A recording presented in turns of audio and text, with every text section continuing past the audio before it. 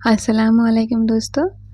आज हम सिर्फ एक मीठी रेसिपी नहीं बल्कि एक मीठी बात भी शेयर करेंगे जो आपके ईमान को मजबूत करेगी। चलिए पहले इफ्तार के लिए जल्दी से बना रहे हैं सूजी का हलवा, जो न सिर्फ टेस्टी भी है बल्कि आपके रोज़ा खोलने के लिए परफेक्ट है। और सबसे ख़ास बात, इस हलवा ने मैंने चीनी के बदले खजूर का गुड़ यूज़ किया है, जो ज़्यादा हेल्दी और न्यूट्रिशियस है। वीडियो को एंड तक देखते रहिए क्योंकि आज हम लोग बुरे ख्यालों का असली रीज़न और उसका हाल भी जानेंगे। तो चलिए शुरू करते हैं। रोज़े में शैतान बंद है तो फिर बुरे ख्याल क्यों आते हैं? क्या ये हमारे अपने इरादे हैं या कोई और वजह है? अगर आप भी कभी ये सोचकर परेशान हुए हैं तो रुक जाइए। शैतान सिर्फ एक जीन का नाम नहीं बल्कि हर वो चीज़ है जो इंसान को बुराई की तरफ ले जाए, वो शैतान हो सकते हैं। ये एक हिडन दुश्मन है जो इंसान के माइंड और दिल पे असर डालते हैं। तो रोज़ा एक ट्रेनिंग पीरियड है, शैतान बंद है तो टेस्ट ये है कि इंसान अपनी पुरानी आदतों को कंट्रोल करे या नहीं। शैतान की सबसे बड़ी चालाकियाँ ये होती है कि वो इंसान को महसूस ही नहीं होने देती कि वो गुमराह हो रही है। जैसे कभी ऐसा हुआ कि आप एक छोटी सी बुराई करें और दिल में बिल्कुल भी गिल्ट फील ना हो, तो ये एक डेंजरस साइन है। सूरह अल-अराफ में बताया गया, शैतान ने कहा, मैं इनके सामने पीछे दाएं और बाएं से आकर गुमराह करूंगा। यानी शैतान सिर्फ एक तरीके से नहीं, हर साइड से अटैक करता है। बहुत लोग रोज़े में ये सोचते हैं कि जब शैतान कैद है तो हम फिर भी गलत सोच में क्यों पड़ जाते हैं। क्या इसका मतलब ये है कि हम खुद ही बुरे हैं? क्या हमारे अंदर कोई और शैतान छुपा बैठा है?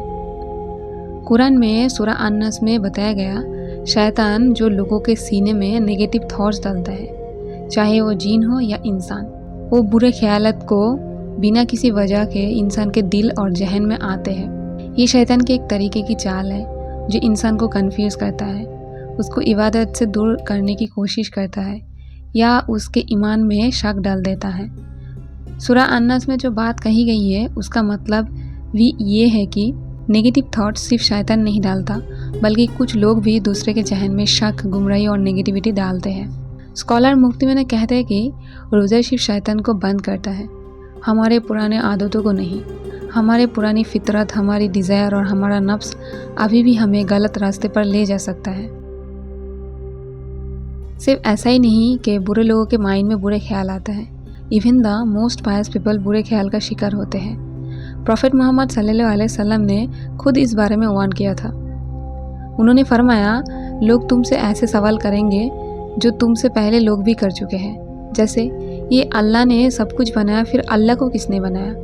अगर किसी को ऐसा नेगेटिव थॉट्स आए तो उसे चाहिए कि आमनतु बिल्लाही कहे और इस फिक्र को तुरंत छोड़ दे, जिसका मतलब है मैं अल्लाह पर ईमान रखता हूँ।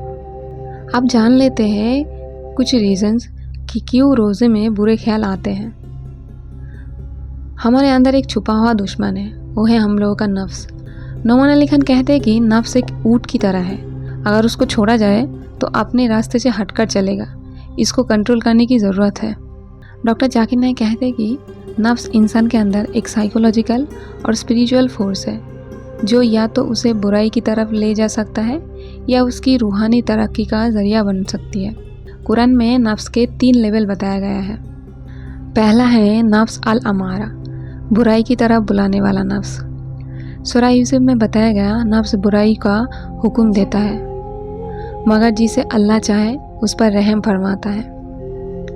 ये वो नफ्स है जो इंसान को हर तरह की बुराई, गुनाह और नाफरमानी की तरफ ले जाते हैं। शैतान का सबसे बड़ा हथियार यही है, इंसान के अंदर एक ऐसी आवाज़ डाल देना जो उसे गुनाहों की तरफ खींच ले। रोज़े में शैतान बंद होता है लेकिन नफ्स अल अमारा फिर भी एक्टिव होता है।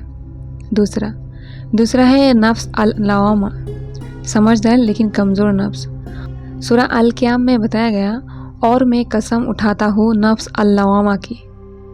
ये वो नफ्स है जो कभी कभी गुनाह करता है, फिर पछताता है, फिर गुनाह करता है, फिर तौबा करता है। ये वो हालत है जिसमें आदमी एक कांस्टेंट इंटरनल बैटल में होता है।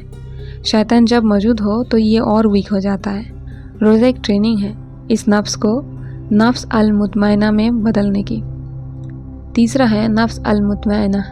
सूरह अल फजर में बताया गया, ए मुतमइना नफ्स, अपने रब की तरफ लौट आओ।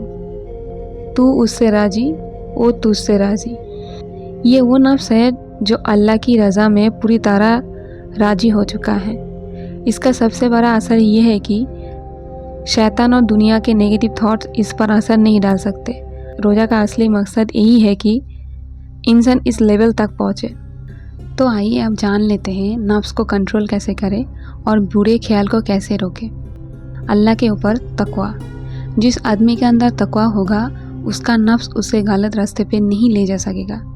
रोज़े में हम इसी वजह से फास्टिंग करते हैं, अपने नफ्स का कंट्रोल वापस ले सके। सिर्फ रोज़ा का एक महीना नहीं, पूरा साल अल्लाह का है। ये एक नियत बनाइए कि अपनी फितरत को बदलने की कोशिश करेंगे। कुरान का डीप स्टडी करिए। कुरान एक ऐसी किताब है जो इंसान के नफ्स को बील भी करती है और उसकी बुराइयों का इलाज भी कर देती है। रोज़े में सिर्फ तिलावत नहीं बल्कि तफसीर और समझ कर कुरान पढ़ने की इरादा करें। एक आयत रोज़ पढ़ने का मकसद ये नहीं है कि बस पढ़ना है, उसको फील भी करें और उसको अप्लाई भी करें। डॉक्टर जाकिर नाइक के पर्सपेक्टिव से नफ्स एक साइकोलॉजिकल और स्पिरिचुअल बैटलफील्ड है जिसमें सिर्फ वही जीत सकता है जो अपनी तकवा और नॉलेज को स्ट्रांग करे। रोज़ा एक गोल्डन अपॉर्चुनिटी है अपने नफ्स को एक अच्छा मौका देने की। शैतान का असली मिशन ये है कि इंसान को गुनाहों का आदी बना दिया जाए ताकि वो गलतियाँ करते रहे और महसूस भी ना हो। रोज़ा एक स्पिरिचुअल डिटॉक्स है जिसमें शैतान के बिना इंसान अपनी बुरी आदतों से लड़ सकता है। तो चलिए आज से हम लोग अपने नफ्स के ऊपर काम करना शुरू करें और इस रोज़े को एक स्पिरिचुअल डिटॉक्स की तरह देखें।